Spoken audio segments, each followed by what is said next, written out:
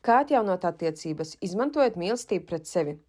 Šodien šajā video piedāvāju vienu no 3 magiskām tehnikām, kas palīdzēs tev piepildīties ar mīlestību pret sevi, izstarot mīlestību pasaulē, dalīties ar to ar tuvākajiem cilvēkiem un galu galā atjaunot attiecības. Kā teiksi, tā arī sanāks.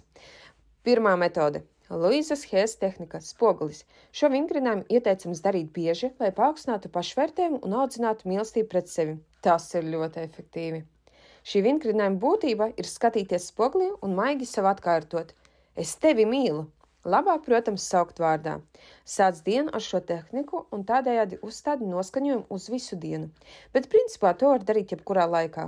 Pats svarīgākais to darīt bieži un regulāri. Pirms es turpinu tālāk, ienāc manā mājaslapā, kura ir norādīta profila augšgalā, un pievienojies kursam Laimīgas attiecības. Tur tu uzzināsi vēl vairāk informācijas, kura